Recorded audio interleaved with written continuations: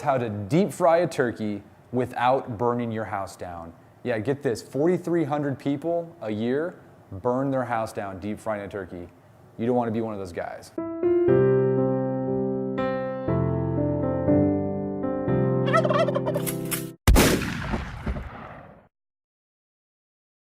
Okay, so we're going to fry a turkey. So let's talk a little bit about a turkey. You've seen a lot of dangerous things, and we're going to talk about that when we go out to the hot oil and that sort of thing. So frying a turkey doesn't have to be dangerous, and really is an incredible way to cook a turkey. You know, so we're going to talk about some of the do's and don'ts with frying a turkey today. So the first thing we've done, we've brined our bird, we've rinsed it. The one thing else we're talking about when we're frying a turkey, you want to get rid of everything plastic on the bird. There's these little things that truss the legs. You want to take that.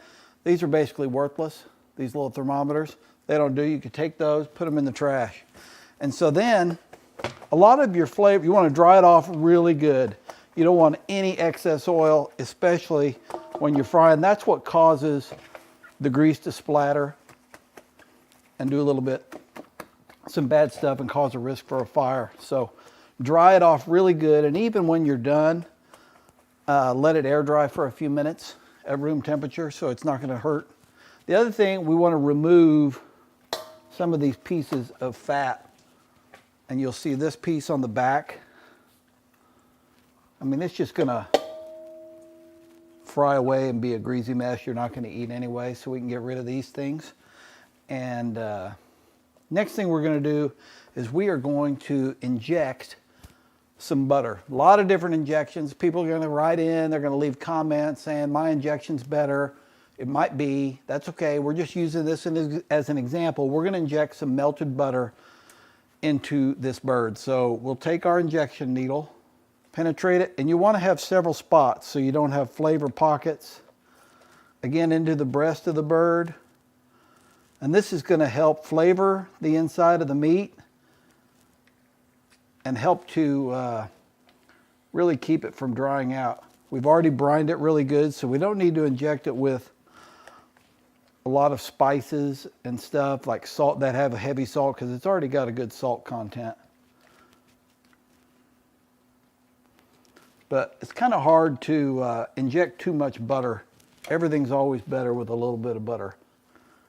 And you'll see the meat puff up and swell up, so you know that butter is getting in there. And if you get a little on the outside, that's okay too. There we go.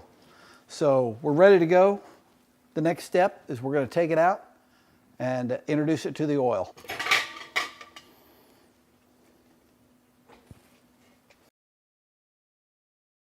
So some of the safety tips when you're frying a turkey. Number one, 4,300 fires last year and 27 million in property damages, all from frying turkey. So we want to be sure we're very careful. One of the things, and one of the biggest reasons people have this problem, is they put too much oil in, they drop their turkey in, it overflows, ignites with the fire, and then they have a whole mess. And that's what you see on the internet all the time, people blowing up their house, frying a turkey, and it's a Vesuvian flare-up. So one of the things you want to do is, we've got our turkey in here on the stand that we're going to do it, and we're going to fill this up with water and mark the point at which the water covers the turkey.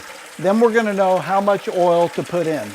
And make sure you use a big enough pot. If you go to any type of store, outdoor store or cooking store, even Walmart, they sell turkey fryers that have more than enough space in the turkey to in the pot to cook the turkey. So that's important too. You don't want to try to do it in too small a pot just because you don't want to buy another pot. Go the extra step, spend the extra money. You can get a whole kit for 50 bucks in the store. So, and that includes the stand and everything. So always make sure you do the right thing. So this is getting closer, and you want to use cool water. Don't use hot water. Okay, so we got our pan full of water on our hanger that we're going to put. You can see it's totally covering the turkey. So a lot of people, what they do is they say, all right, I'm going to measure it right there. That's the oil I'm going to put in. Well, if you do that, you're probably going to get a bubble over and you're probably going to have a fire and a whole mess. You want to, at this point, take the turkey out, empty out the water that's in the cavity, move it to your bowl, this is the level that you'll want. And another good way to measure it, you can score the bottom of your deal, or you can kind of use your thermometer, and that'll measure exactly where we need to be. So that's where we need to fill the oil. So let's go out and fill the oil, heat it up, and get ready to cook a turkey.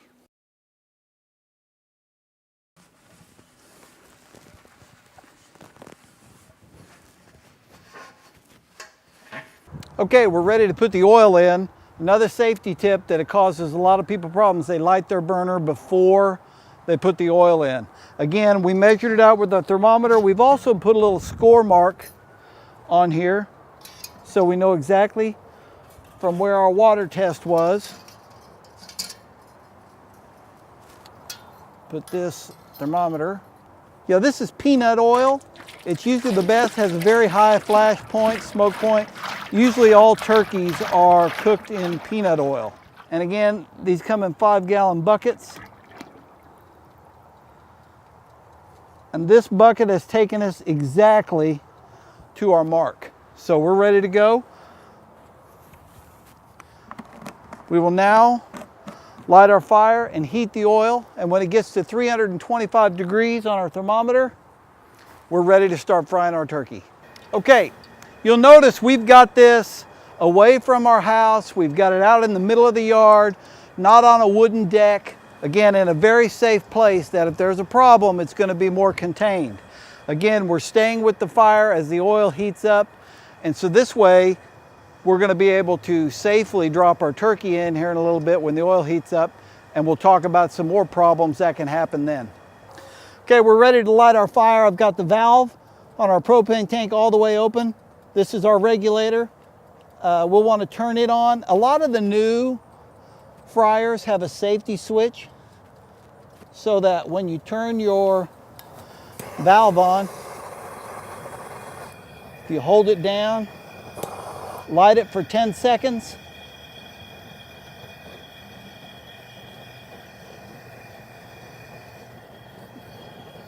it will stay lit. And open it up all the way, as far as it will go. And then you can take your pot with your oil and put it on there. And I think it's important to note, never leave your fire. You never know what's going to happen. Always have somebody with it, staying by it, and prepared in case there is an accident. Okay, oil is heating up. We got about another 50 degrees to go, and then we'll be ready to start frying. Another thing we want to mention, always invest in good heat-resistant, fireproof gloves when you're working with frying a turkey. It's another safety point that is going to help you have a good experience as you fry your turkey. Also, when you put it out in your yard or wherever it is you're going to put it that is safe and away from the house and on a non-flammable surface, try to find as level of a ground as you could possibly find. That way your oil's going to be even, and when you fill it to your mark and you put your turkey in, everything's going to be great. So it's almost time to put the bird in. Stay tuned. Okay, another safety tip. We're getting ready to turn our turkey in. Our oil's at 325. We're getting ready to submerge it. The next thing you want to do, the first problem, if there is any flare up or boil over with your oil, if you get a little too much in it, if you turn your fire off and then relight it afterwards, after you get it submerged, it eliminates a lot of that risk, because that's what we're going to do. We're going to turn our fire off. Now we're going to put our turkey in and get ready to start frying. Okay, another point of safety tip, they give you these hooks to clip on to drop it in, and certainly if you got good gloves you could drop it in by hand, but there's an even safer way to do it. And we just got a metal bar. We're going to clip it onto our turkey. Again, our turkey is good and dry, and we are going to lower it very slowly into the hot oil with the fire off. And if there's any problem as you get ready, you can always lift it back out and go, but you're going to want to put it in. We know it's submerged.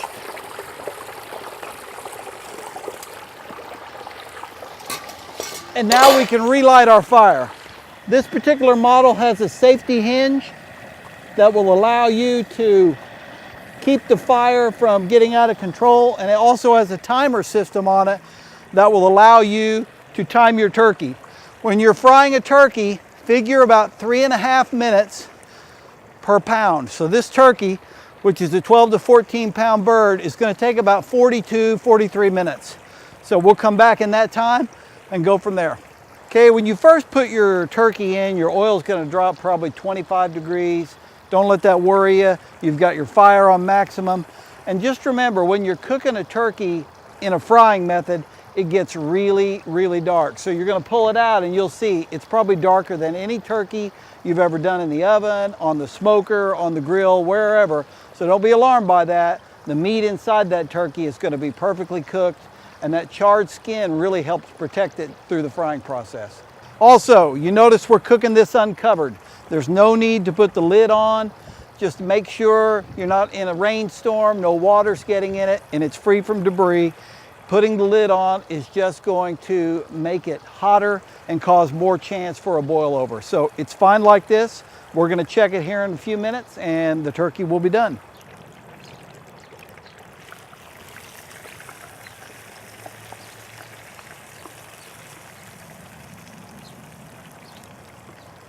Okay, our bird has been in for about 45 minutes. It's done. We've checked the temperature.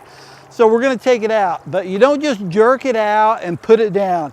First thing you do is you turn your gas off. That way there's no possibility of a fire from a drip or anything like that. So we've got our hook, we've got our fireproof gloves. The first thing we'll do, look at that, golden brown. Just let it hang there and let it drain for a second. Let any of that excess oil come off. We've got our pan here ready. It's got some paper towels in it to absorb any of the grease.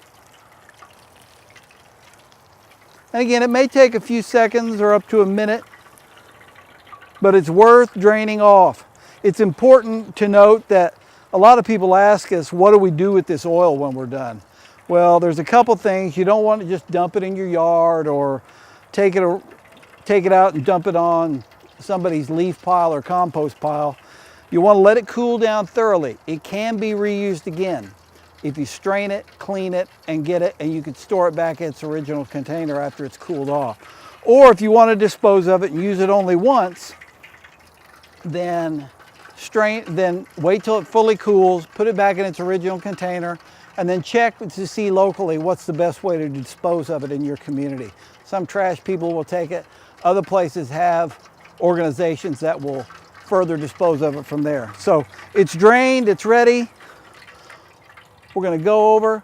We're not going to take it off its hook right now, but we are going to let it rest. Again, 20, 30-minute rest. Let the juices kind of redistribute, and we'll go in. They'll be ready to carve in just a few minutes. Man, that turkey sure was good. Let's review some of the safety tips and why you can fry a turkey safely and not be one of the 4,300 that burns their house down every year and be part of the statistics. So first off, never try to fry a bird that's frozen. That's just gonna introduce a lot of water to your oil, cause boil over, and again, the potential for fire. You're gonna wanna make sure your bird is dry, and then you can, again, measure with the water like we showed you, and then also, then you're gonna know exactly where to put your oil. So it's gonna prevent the flare-ups that way. Season your bird with any injection that you wanted to do. Remember, we use some melted butter. You can do a lot of these flavored injections that are out there. And again, always take extra precautions. We used the pole when we dropped it into the water. We went very slow. We made sure our oil was heated up to the right temperature, which is 325 degrees. And we let it cook with the lid off, always staying near the fire. Our stand happens to have a safety mechanism on it, so that every 15 minutes it forces you to either relight your fire if you leave it, or to watch it and reset the timer. So that's always a good safety tip. If you can, always keep a fire extinguisher by if you want. Move it away from your house, find level ground to put it on. If you do all these things, let your bird rest, be careful taking it out, fireproof gloves. If you do this, frying a turkey is a great way and a great event for a lot of your guests to see, and you'll have a great Thanksgiving. All right, well, thanks, Carl, for showing us how to safely deep fry a turkey. If you'd like the instructions on how to do that, click on the link below. You'll be taken to a PDF file that you can download and print off and use.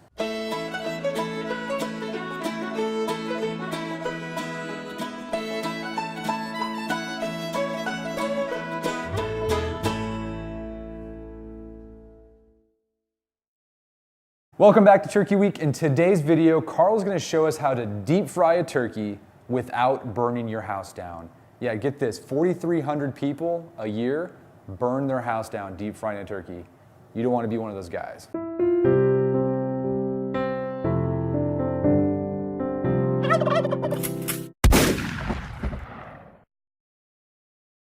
Okay, so we're going to fry a turkey. So let's talk a little bit about a turkey. You've seen a lot of dangerous things, and we're going to talk about that when we go out to the hot oil and that sort of thing. So frying a turkey doesn't have to be dangerous, and really is an incredible way to cook a turkey. You know, so we're going to talk about some of the do's and don'ts with frying a turkey today. So the first thing we've done, we've brined our bird, we've rinsed it. The one thing else we're talking about when we're frying a turkey, you want to get rid of everything plastic on the bird. There's these little things that truss the legs. You want to take that. These are basically worthless. These little thermometers, they don't do. You can take those, put them in the trash. And so then a lot of your flavor, you want to dry it off really good. You don't want any excess oil, especially when you're frying. That's what causes the grease to splatter and do a little bit, some bad stuff, and cause a risk for a fire. So dry it off really good, and even when you're done, let it air dry for a few minutes at room temperature so it's not going to hurt. The other thing, we want to remove some of these pieces of fat